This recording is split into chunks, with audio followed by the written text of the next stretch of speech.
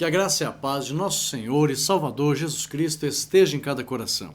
É com muita alegria que nós estamos aqui para mais uma videoaula, a nossa ferramenta disponibilizada no nosso site www.ieadelages.com.br. E eu quero aqui justificar o fato de não termos postado as últimas duas lições, devido a nós termos que receber os nossos pastores aqui na nossa cidade, uma grande convenção que teve na nossa cidade, de toda Santa Catarina e sudoeste do Paraná. Recebemos todos os nossos pastores da convenção e foram 2 semanas de muito trabalho para preparar esta convenção e receber aqui como anfitriões todos os nossos pastores do estado de Santa Catarina e sudoeste do Paraná. Dessa forma não pudemos nem preparar e nem postar as lições. Peço a compreensão dos irmãos, agradeço a compreensão desde já e com certeza estaremos juntos até o final do trimestre e, se Deus quiser, 2017, estaremos juntos durante todos os trimestres que o Senhor Jesus vai nos conceder. A lição de hoje, lição de número 12, tem como título Sabedoria Divina para a tomada de decisões. Se tem uma coisa que nós cristãos precisamos buscar, que diz a Bíblia que é mais preciosa que o ouro, chama-se sabedoria divina, porque a Bíblia mesmo deixa claro que existe a sabedoria terrena, e esta é diabólica, quando ela é aplicada para o mal. Não significa que homens que não servem a Deus têm sabedoria para o bem, isso não é diabólico. É bom lembrar que a ciência ela busca a verdade. Então, tem pessoas que exageram, são radicais demais. Não, se não é cristão, se não teme a Deus, todo conhecimento que tem é diabólico. Não, não é isso. Quando a sabedoria humana é usada para o mal, aí sim é diabólico. Mas nós sabemos que a sabedoria de Deus ela vem do alto, do Pai das luzes. O apóstolo Tiago, em Tiago, capítulo 1, versículo 5, ele diz que é Deus quem dá. Se alguém de vós tem falta de sabedoria, peça a Deus que a todos dá, deliberadamente ou liberalmente, e não lance em rosto e ser-lhe-á dada. Então nós precisamos de sabedoria. A sabedoria faz com que a pessoa tome as melhores decisões, faz com que a pessoa escolha os melhores caminhos, faz com que a pessoa erre menos e faz com que a pessoa seja mais feliz.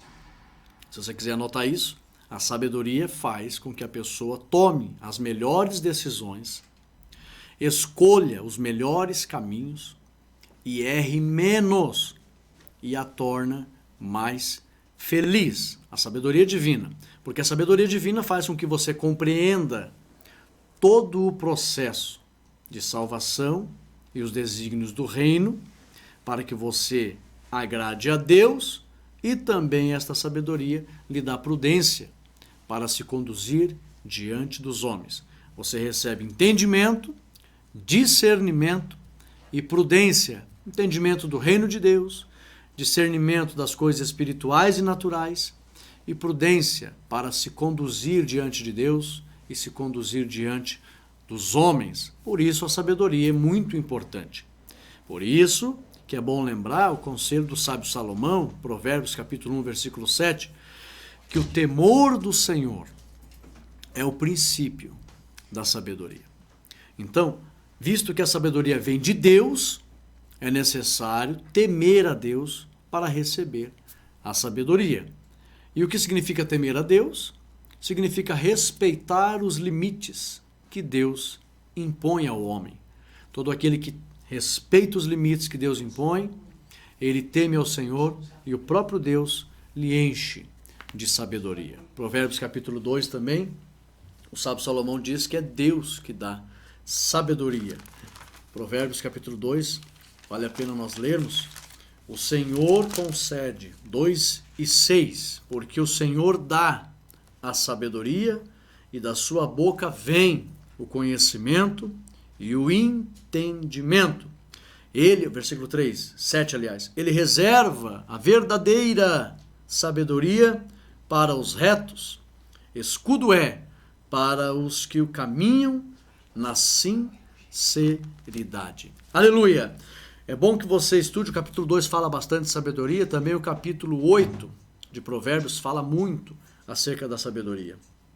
Porquanto a sabedoria entrará no teu coração, versículo 10, Provérbios 2, e o conhecimento será suave a tua alma. 11, o bom siso te guardará e a inteligência te conservará. Tudo isso vem de Deus para que você seja mais feliz. A lição de hoje, nós vamos aqui analisar alguns fatos que ocorreram antes do reinado de Salomão, antes de ele assumir como rei, e durante o seu reinado. Antes, quando ele assume, e durante o seu reinado, alguns fatos interessantes em relação à sabedoria, porque a sua mãe, o profeta Natã, agiram e usaram de sabedoria de Deus para que Davi se lembrasse de um concerto que Deus havia feito com ele antes de... Porque Davi, a lição vem mostrando, Davi estava velho, estava morrendo. E Davi não estava fazendo nada para censurar o seu filho Adonias, que queria, em certo sentido, usurpar o trono. Não que ele tivesse uma intenção maligna, mas ele achava naturalmente que seria o sucessor do rei Davi, até porque depois da morte de Absalão, Adonias, ele era o mais velho dos filhos do rei, e ele achava naturalmente que seria, mas não estava nos planos de Deus. Os planos de Deus era Salomão. Nós vamos ver aqui que Deus já havia falado com Davi, Deus fez com que Davi reunisse todos os príncipes de Jerusalém, e Davi anunciou que Deus tinha escolhido Salomão. Mas Davi, na velhice, estava ali impossibilitado de agir. Adonias estava, então, em certo sentido, usurpando um direito que ele atribuiu a ele, porém fora da direção de Deus. E aí, então, Natã teve sabedoria de Deus para agir, Betseba teve sabedoria de Deus para agir. Quando foi finalizada a questão da posse de Salomão como rei, Salomão pediu sabedoria para iniciar a reinar, Salomão teve sabedoria para conduzir o seu reino. E nós sabemos que é muito importante ter sabedoria para você viver do início ao fim, com as suas atitudes, agradando a Deus e sendo bem-sucedido em tudo que faz. A lição tem 3 partes. A primeira parte nos diz assim: crise familiar no reino davídico. Vamos entrar aqui em algumas questões em relação a Adonias. Vamos ver a sabedoria que teve Natã e Betseba. Segunda parte, Salomão busca sabedoria para reinar. E a terceira parte, sabedoria para edificar o templo. E nós vamos ver aqui, tirar de lição para nós, que nos dias que nós estamos vivendo, em meio a muitas crises que o ser humano vive, presencia, é de suma importância, é de fundamental importância que nós venhamos a buscar de Deus sabedoria. Esta sabedoria de Deus faz com que você seja bem-sucedido, que você consiga adquirir tudo o que precisa para ser feliz. Eu costumo dizer que a sabedoria de Deus não é para que você consiga tudo o que você quer. Não, não é isso. Mas você vai conseguir tudo o que você precisa. Existe uma diferença entre tudo que você quer e tudo que você precisa. E Deus concede sabedoria para que tudo que você precise, você possa adquirir para ser feliz. Vamos lá? A primeira parte da lição diz assim: crise familiar, primeiro tópico, no reino davídico. A primeira parte, aliás. Primeiro tópico, a velhice do rei. Ponto de destaque: devemos ter prudência em relação à liberdade que se dá aos filhos. A própria Bíblia deixa claro que Davi não censurava Adonias. Subsídio teológico. Então Adonias, olha o que os historiadores comentam aqui, filho de Agite, era filho sobrevivente mais velho de Davi depois da morte de Absalão. Declarou Adonias suas intenções de ser o próximo rei. Era uma reivindicação razoável, mas ele acabaria sendo executado por Salomão.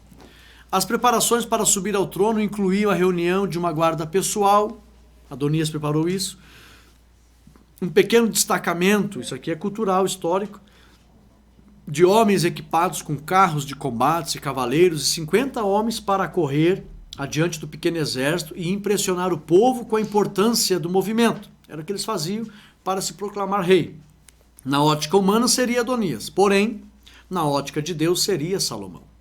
Jamais seu pai o contrariou, conforme o capítulo 1 e o versículo 6 de 1 Crônicas. Vamos dar uma analisada aqui.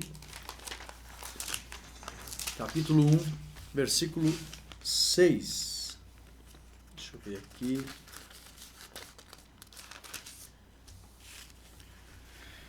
Jamais seu pai o contrariou. Aliás, isso aqui é uma referência do comentário do historiador Champlin. Jamais seu pai o contrariou. O fracasso de um pai. Preste bem atenção. Estaria Davi tão ocupado com os negócios públicos que negligenciara a criação apropriada do seu filho? Estaria Davi tão ocupado? Os historiadores dizem que Davi negligenciou a criação dos seus filhos. Estaria Davi tão ocupado? Davi sempre o advertia em todas as coisas. Aliás, Davi sempre o divertira. Eis aqui o problema. Davi deu muita liberdade para os seus filhos. Em todas as coisas, deixando fazer a sua vontade e caminho, e concedendo-lhe o que desejava. Os historiadores, principalmente os rabinos judeus, nos escritos dos Targums, que são os comentários da história judaica, eles comentam que Davi sempre deixava fazer tudo o que queria. Nunca o corrigindo por suas falhas, ou nunca o envergonhando, conforme nos dizem os Targums. Isso não foi feito para crédito de Davi, o qual se tornou assim culpado do mesmo pecado de Eli. Os historiadores comentam que em relação à educação dos filhos, Davi teve culpa, como Eli também teve culpa dos seus filhos serem como eram, ou terem sido como foram. Isso não foi feito por crédito de Davi, para crédito, o qual se tornou assim culpado do mesmo pecado de Eli em relação aos filhos. Nós percebemos a história, que realmente Davi foi um excelente guerreiro, foi um excelente músico, foi um excelente administrador, mas deixou a desejar como pai. Aplicação: Adonias agiu fora da direção de Deus e pagou um preço caro por isso. Mais à frente, ele quis até tomar uma das mulheres do seu pai, e isso era visto como uma usurpação ao trono, porque as mulheres de um rei, elas poderiam até serem tomadas por outro rei. Então, como Adonias quis tomar uma das mulheres, que até essa mulher acabou cuidando do rei Davi, então ele foi assassinado por essa petulância e outras atitudes errôneas que ele cometeu. Aplicação: Adonias agiu fora da direção de Deus. Fica aqui o alerta para que a gente não haja como Adonias. Pelo contrário, a gente deve ter a sabedoria que teve Natã, o profeta. É o que a lição vem falando aqui. Tópico 2, Adonias e os filhos de Davi. Mais à frente nós vamos falar ainda de Natã, ainda não. Subsídio teológico. Aliás, ponto de destaque: a verdade deve ser defendida e os abusos rejeitados.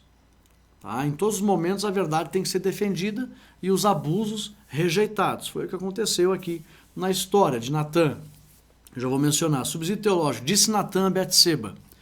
Natã estava alarmado pelos acontecimentos recentes e falou sobre Adonias como se ele já estivesse reinando. Natã, quando percebeu que Adonias tinha intenção de assumir o trono, fora da vontade de Deus, porque Natã sabia, os príncipes sabiam que Deus tinha escolhido Salomão, Natã então não ficou quieto, não ficou sossegado, não ficou parado, ele tomou uma atitude.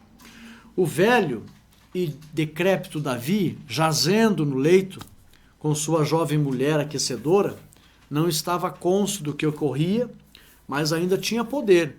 Foi informado imediatamente. Ademais, Natã reconheceu que seu apoio a Salomão tinha de ser urgente, a fim de que a onda de maré criada por Adonias cessasse. Então, imediatamente nessa crise familiar, para que viesse a ter uma solução, era necessário uma decisão, era necessário uma atitude de coragem em prol da verdade. E essa atitude foi tomada por Natã. Fica aqui o conselho: quando você vê que tem uma situação que está saindo do controle para o mal, é necessário tomar uma atitude. Tem que ter coragem de tomar uma atitude e, com certeza, recebendo de Deus a direção, tomarás essa atitude com ousadia e Deus estará presente. Natã reconheceu que seu apoio a Salomão tinha que ser urgente a fim de que a maré criada por Adonias cessasse. Aplicação: atitudes firmes devem ser tomadas em momentos ameaçadores. Então, nós estamos vendo aqui, o início da lição vem falando que houve pessoas que estavam agindo com má fé e foi necessário que as atitudes ousadas e corajosas fossem tomadas para solucionar aquele problema. Tópico 3, atitude de uma mãe em meio à crise. Ponto de destaque, em meio às crises é importante tomar atitudes corajosas. Subsídio teológico, Betseba exercia grande influência junto a Davi. E Natã tinha de aproveitar esse potencial em benefício de Salomão. Por isso que Natã foi procurar Betseba, porque ele sabia que Davi ouvia Betseba, a sua esposa que ele amava. Davi teve várias mulheres no mundo antigo, não que isso fosse aceito por Deus. Deus nunca aprovou tal prática, mas os homens acabaram tendo essa prática que virou cultura naquela época e Deus então trabalhava em meio a tudo isso. E é claro que isso compete a Deus julgar. Betseba exercia grande influência junto a Davi. Natã tinha que aproveitar esse potencial em benefício de Salomão. Natã exortaria Davi através de Betseba. Então note que Natã, ele recebeu de Deus a sabedoria. Ele ouve Betseba, então eu não vou chegar lá e exortar o rei, mas Betseba, que é a esposa, vai falar com o rei. Aplicação, Betseba teve coragem e ousadia para lutar em favor do filho. E aqui fica o exemplo para nós, quando nós realmente precisarmos tomar decisões em favor do benefício de um familiar, de um amigo, nós temos que ter sabedoria e ousadia e tomar essa atitude, colocar em prática as atitudes que vão solucionar as situações adversas. A segunda parte, Salomão busca sabedoria para reinar. Então nós vimos aqui que Natã teve sabedoria e Betseba também. Porque se você for analisar na história, aqui no primeiro livro de Crônicas, capítulo 28, Deus já tinha falado com Davi. Mas parece que Davi estava na sua velhice ali meio que impossibilitado, sem forças para tomar uma decisão, parece que estava até esquecido. E Adonias estava por fora fazendo todo um alvoroço para ser rei.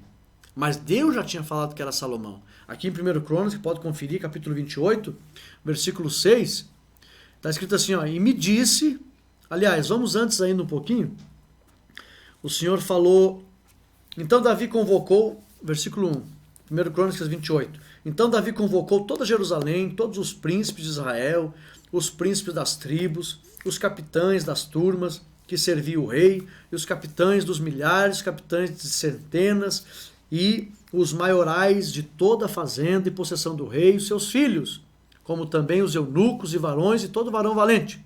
E pôs-se o rei Davi em pé e disse, ouvi-me, irmãos meus e povo meu, em meu coração propus eu edificar uma casa de repouso para a arca do concerto do Senhor e para o escabelo dos pés do nosso Deus, e eu tinha feito o preparo para edificar. Porém Deus me disse, isso aqui foi enquanto Davi tinha saúde, ele não estava na cama, não estava nem no leito, estava aqui com saúde e reuniu o povo. Depois a gente vai ver que até para orar, quando Davi está no leito, quase morrendo, a Bíblia diz que ele se encurva na cama, ele estava orando na cama, o hábito era orar no chão, e ele não aguentava nem sair da cama, diz a Bíblia que ele se encurvou na cama. Então diz aqui, ó, pôs-se o rei em pé e disse, ouvi-me, irmãos meus e povo meu, eu em meu coração propus edificar uma casa para o repouso da arca do Senhor, do concerto, e para o escabelo dos pés do nosso Deus, e eu tinha feito preparo para edificar. Porém Deus me disse, não edificarás casa ao meu nome, porque és homem de guerra e derramaste muito sangue. Aí aqui, ó, e o Senhor Deus de Israel escolheu-me de toda a casa de meu pai, para que eternamente fosse rei sobre Israel, porque a Judá escolheu por príncipe, e a casa de meu pai na casa de Judá. E entre os filhos de meu pai se agradou de mim, para me fazer rei sobre todo Israel. Aqui o versículo 5, de todos os meus filhos, porque muitos filhos me deu o Senhor, escolheu ele, o meu filho Salomão, para se assentar no trono do reino do Senhor sobre Israel. E me disse, teu filho Salomão, ele edificará a minha casa e os meus átrios, porque eu escolhi para filho e eu lhe serei por pai. Então já tinha um propósito de Deus na vida de Salomão, e Adonias e todo o povo viu, e até os filhos de Davi ouviram que Deus tinha falado isso para Davi, mas quando Davi estava morrendo na cama, havia uma conspiração para que isso não acontecesse. A ganância, até onde que vai a ganância do ser humano, o desejo de poder, onde as pessoas sabem que Deus tem seus planos e mesmo assim, obcecado pelo poder, eles estão obstinados em contrariar a vontade de Deus. É um perigo. O poder é sedutor e eles estavam ali e acabaram pagando um preço, né? O novo rei. Salomão busca sabedoria para reinar. Aqui na segunda parte você vê que, e todo o tema da lição, a suma da lição, é que Deus concede sabedoria para as decisões. Natã recebeu, Betseba recebeu, Salomão recebeu. E eu e você vamos continuar recebendo. É isso que a lição tenta nos mostrar. Primeiro tópico, novo rei. Ponto de destaque, buscando a sabedoria para reinar. Isso aqui serve para tudo. Para reinar, para dirigir uma igreja, para liderar um departamento, para liderar uma seção, para liderar uma família. Tem que buscar a sabedoria de Deus. Subsídio teológico, Salomão amava ao Senhor. Este versículo impressiona-nos com quão puras eram as intenções de Salomão e de quão profundo era o seu amor por Yahvé, ou Javé, o Senhor. A Bíblia diz que Salomão amava o Senhor. Nós sabemos que no início do seu reinado, ele teve atitudes que tocou o coração de Deus. Nós sabemos que no final, no meio da sua vida, Salomão escreveu aí vários provérbios, várias obras.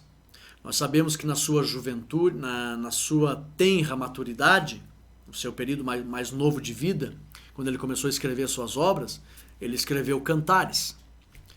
E aí em cantares ele exalta o amor, o relacionamento íntimo, as aventuras joviais, as fantasias, ele exalta.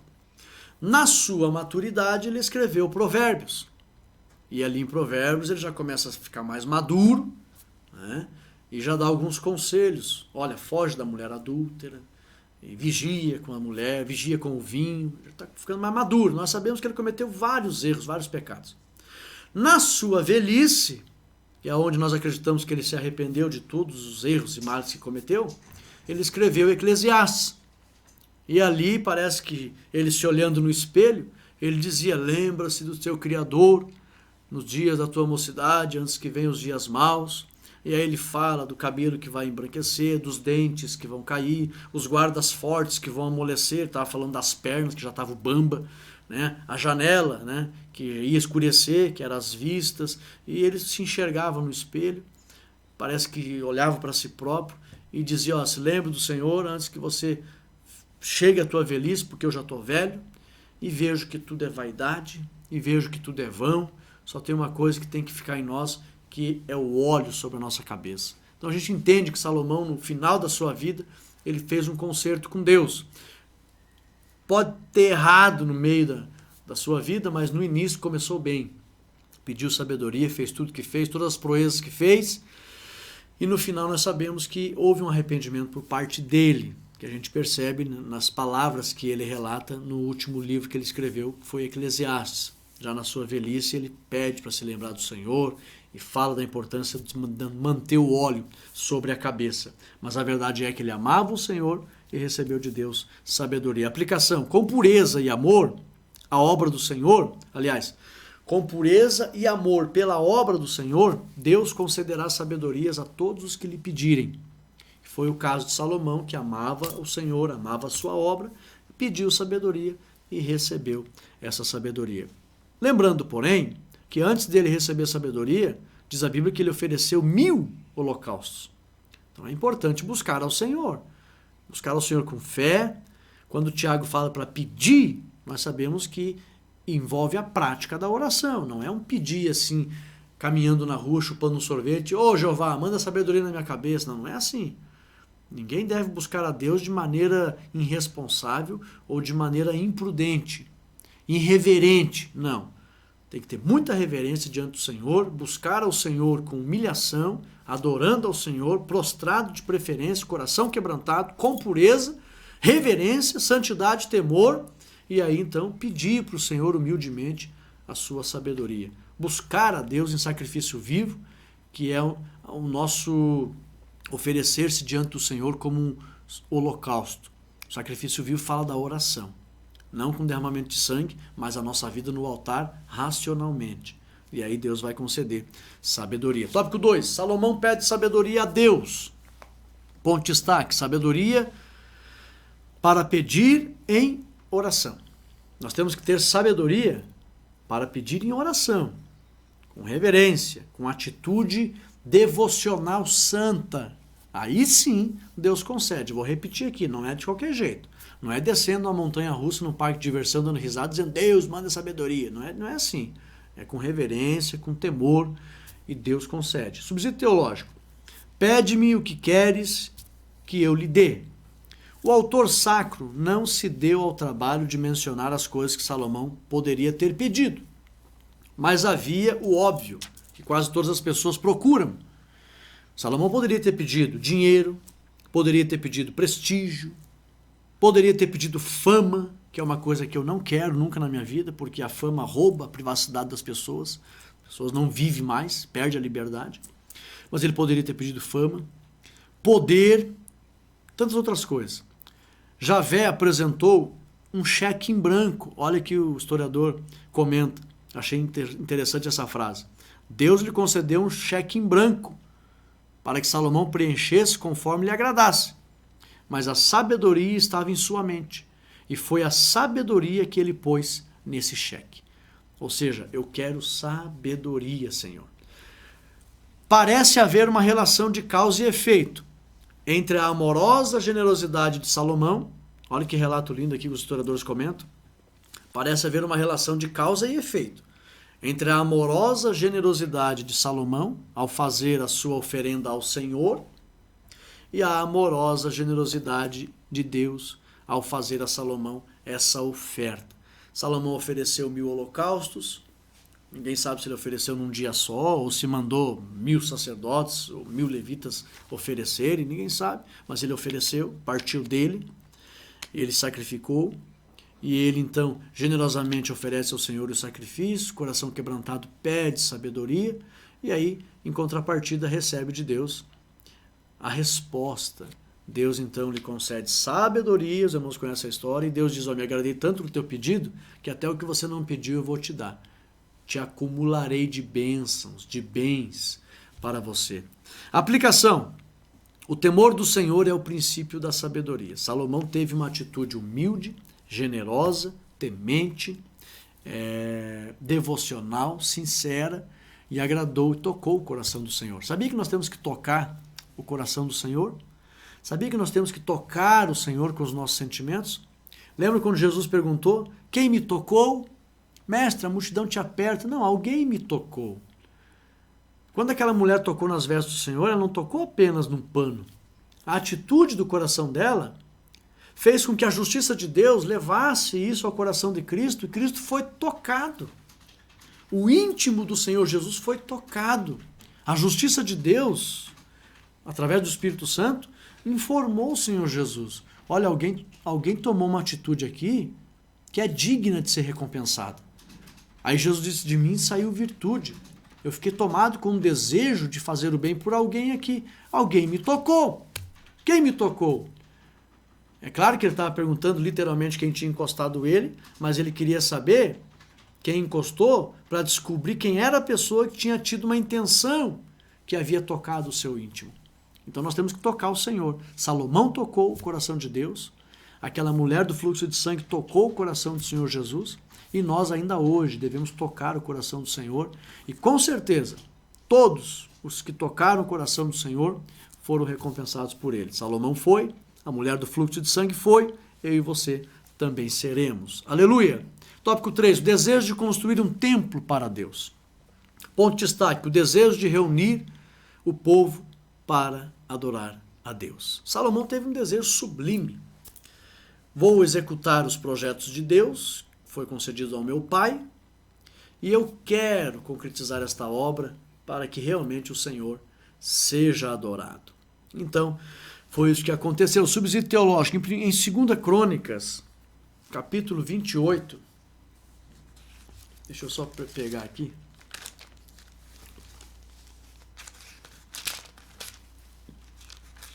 em 2 Crônicas, deixa eu ver se eu... Aliás, é 1 Crônicas 28, 5 e 6, nos diz aqui, eu fiz a leitura há pouco tempo, há poucos minutos atrás, que o Senhor falou para Davi que era Salomão que iria se assentar no trono e o Salomão próprio iria edificar a casa do Senhor. É tão lindo o que acontece aqui, porque Salomão tinha pegado todos os ouros, tesouros e prata que Davi tinha adquirido, e aí falou para o povo, olha, meu pai deixou tudo isso aqui para construir, e o povo trouxe mais ainda. O desejo que eles tinham de construir algo para que Deus então se manifestasse abençoando o povo. Salomão sabia dessa promessa e desejava construir o templo para reunir o povo para adorar. Versículo 10 e 11 diz aqui, ora, pois agora, porque o Senhor te escolheu para edificares uma casa para o santuário, esforça-te e faze a obra. Davi falando para Salomão. Versículo 11, e deu Davi a Salomão, seu filho, o risco do alpendre com as suas casarias e as suas tesourarias e os seus cenáculos e as suas recâmaras de dentro, como também da casa do propiciatório. Quando a Bíblia fala aqui que deu Davi o risco do alpendre com as suas casarias, deu todo o projeto. Deus tinha dado para Davi o projeto de tudo, medidas, tamanhos, e Salomão então, ele foi então construir, e também o risco de tudo quanto tinha no seu ânimo, a saber dos átrios da casa do Senhor, de todas as câmaras em redor, versículo 12, né? Para os tesouros da casa do Senhor. É bom que você estude em casa, 1 Crônicas, capítulo 28, que você vai ver toda a conversa que Davi teve com o povo, toda a promessa de Deus em relação ao templo que Davi transmitiu ao povo, por meio da vida de Salomão, e todo o proceder do povo para trazer as bênçãos, as ofertas para a construção do templo. Foi muito lindo. Parte 3, sabedoria para edificar o templo. Então, antes de nós entrar aqui, só recapitulando, Natã recebeu sabedoria, Betseba recebeu sabedoria, Salomão pediu sabedoria, e agora aqui ele foi executar o templo e recebeu de Deus sabedoria para fazer parcerias. O próprio Deus possibilitou isso. Salomão faz aliança com Irão, 1 Reis 5, 1 ao 6. Ponto de destaque, as amizades saudáveis são importantes para o sucesso de nossas obras. Então você tem que manter bons relacionamentos. Deus ensinou isso aqui. Subsídio teológico. Uma antiga amizade entre Davi e Irão facilitou o propósito de Salomão na construção do templo. Veja como é importante um ciclo de relacionamento saudável, você cultivar as relações interpessoais, que já foi tema de nossas lições passadas aqui. De suas duas principais cidades, Tiro e Sidom, os fenícios efetuavam uma vasta aventura marítima, havendo evidências, Dr. Champlin comenta aqui, de que eles tenham chegado até as Américas.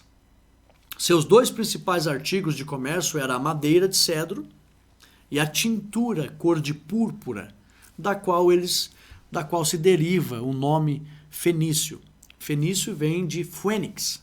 A palavra fênix significa cor de púrpura. Era uma tinta que eles comercializavam, vendiam muito essa tinta. Foram os fenícios que criaram o alfabeto, legaram isso ao mundo. Eles faziam muitas negociações e eles então aprenderam a marcar, a anotar, tinham muitas vendas e eles então criaram o alfabeto, as vogais, aliás, as consoantes. As vogais mais tarde foram os gregos que introduziram as vogais no alfabeto, mas foram os fenícios que legaram ao mundo o alfabeto. E naquela época eles faziam negociações, por exemplo, a palavra identidade vem de dente na argila. Eles marcavam, as pessoas iam lá, faziam negociações, marcavam, colocavam a arcara dentária numa argila, mordiam aquela argila, e depois, para ver se era a mesma pessoa que vinha ali buscar mercadoria ou finalizar a negociação, eles pegavam o molde, né, e faziam a pessoa morder. Se ficasse tudo certinho, eu até costumo dizer para os alunos na teologia, se o camarada perdesse um dente na estrada, estava pego, que já não ia caber. Então, dente na argila, daí surgiu a palavra identidade. que é a marca que a pessoa deixa. Então os fenícios, eles contribuíram muito aí para a humanidade. E aqui Irão era o rei de uma dessas cidades. Seus dois principais artigos eram madeira de cedro e a tinta, cor de púrpura. Cerca de um século depois do reinado de Salomão, eles estabeleceram a cidade fenícia mais famosa, chamada Cartago, ao norte do continente africano, a qual essa cidade daria muito trabalho ao Império Romano anos futuros, anos mais tarde. Aplicação: na direção de Deus, ele sempre vai usar meios e até pessoas para nos ajudar a cumprir os nossos projetos. Foi o que Deus fez usando o Irão. Eu vi até uma vez o pastor Elcio de Assis pregando, ele usa a figura de Irão como uma tipologia da pessoa do Espírito Santo para ajudar a fazer os utensílios, trabalhar com os utensílios do templo. E aí é como ele colocou assim que o Espírito Santo trabalha em nossas vidas, que somos ferramentas, utensílios preciosos nas mãos do Senhor. Vamos para frente. Tópico 2, a construção do templo. Ponto de destaque: a importância das ofertas para a obra de Deus. Então, é muito importante, as ofertas são muito importantes para a obra de Deus. Subsídio teológico, em 1 Crônicas 28, do 14 ao 18, é importante que você marque e pesquise lá. 1 Crônicas 28, do 14 ao 18, está aberto aqui, ó. A Bíblia mostra todo o ouro e a prata que Davi acumulou para a construção do templo. E isso mostra que o povo também estava disposto a ofertar para a construção do templo. Em 1 Crônicas 29, 3 ao 9, a Bíblia mostra tudo que o povo fez alegremente para ofertarem ao Senhor. Olha só, 1 Crônicas 28, 14 ao 18, diz assim: o ouro deu, segundo o peso do ouro, para todos os utensílios da casa do ministério, de cada ministério, também a prata, por peso, para todos os utensílios de prata, para todos os utensílios de cada espécie de serviço, e o peso para os castiçais de ouro e as suas candeias de ouro, segundo o peso de cada castiçal e suas candeias, também para os castiçais de prata, segundo o peso do castiçal e das suas candeias, segundo o uso de cada castiçal. Até o versículo 18 você vai ver que todo o ouro que foi dado. Aqui no capítulo 29, você vê o povo trazendo, versículo 3 ao 9, e ainda de minha própria vontade para a casa do meu Deus, o ouro e a prata particular que tenho, demais, eu dou para a casa do meu Deus, afora tudo quanto tenho preparado para o santuário. E aqui diz 3.000 talentos, ouro, prata, e vem embora. E aí diz aqui, ó, versículo 9, e o povo se alegrou do que deram voluntariamente, porque com o coração perfeito voluntariamente deram ao Senhor, e também o rei Davi se alegrou com grande alegria. Então eles conseguiram muitos valores em ouro, prata, vários objetos, várias ofertas para construir o templo. Isso aqui foi Deus que tocou no coração. Vejam que quando alguém recebe sabedoria da parte do Senhor, as pessoas agem de maneira sábia, com alegria, e o resultado é a recompensa da parte do Senhor para todos, que a Bíblia diz que todos ficaram alegres. E isso é o objetivo de cada ser humano, ser alegre. Por isso é importante a sabedoria. Tópico 3, da terceira parte, para encerrar, a Arca da Aliança. Ponto de destaque, o valor ao sagrado. Vou fazer leitura aqui da lição, achei importante esse comentário. Salomão trouxe a Arca da Aliança, que estava no tabernáculo antigo, para o local onde ela havia de ficar. Ele sabia que a arca representava a presença de Deus entre o seu povo. Agora, ela haveria de ficar entre o povo e não mais em um lugar provisório.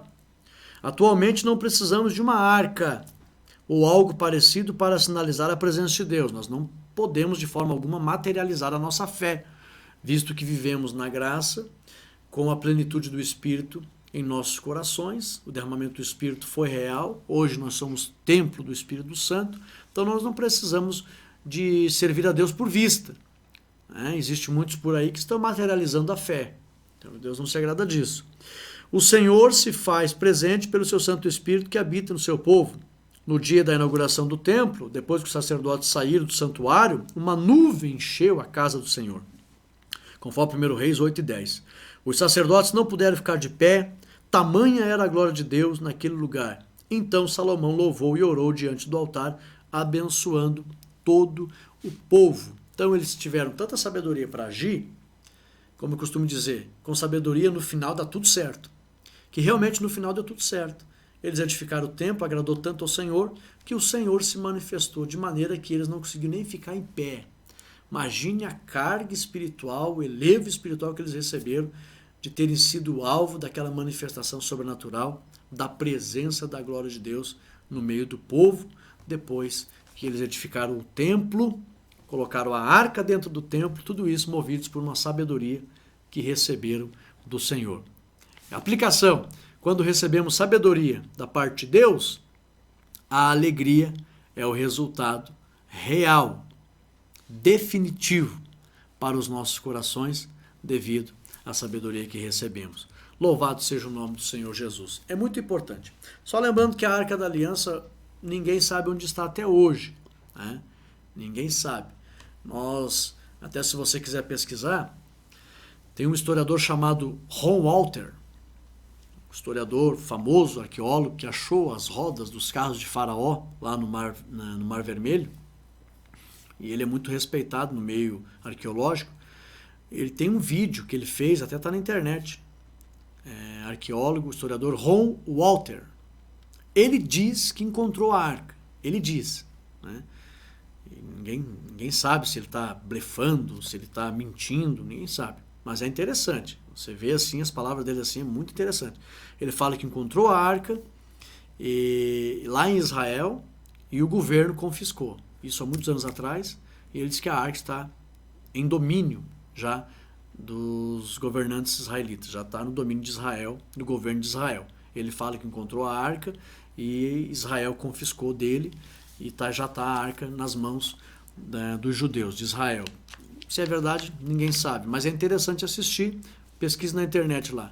Ron Walter, arqueólogo que encontrou a Arca da Aliança. Você vai ver lá as palavras dele e você vai tirar as suas conclusões. Conclusão.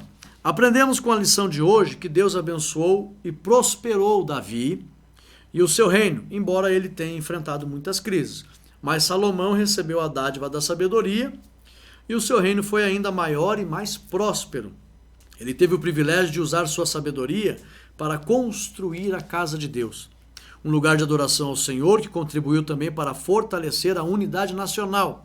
Note que uma coisa puxa a outra. Atitude de reverência, temor e obediência, vem o recebimento de sabedoria, vem as práticas sábias para adquirir a prosperidade e, por fim, a unidade e a felicidade alheia, a felicidade mútua. Isso aqui uma coisa puxa a outra. O Pai Celeste também deseja dar a você sabedoria para viver uma vida santa e vencer as crises que surgirem em sua caminhada. Aleluia! Chegamos ao final de mais uma lição. Guarde essa lição no teu coração.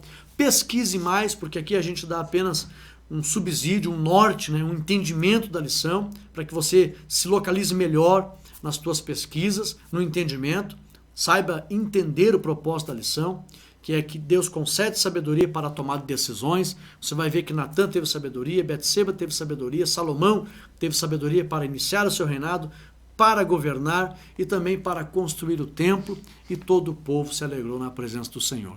Busque de Deus a sabedoria e Deus vai fazer você prosperar em todos os seus caminhos. Compartilhe esta lição, deixa o teu ok aí, que Deus abençoe a todos, em nome de Jesus. Amém e amém.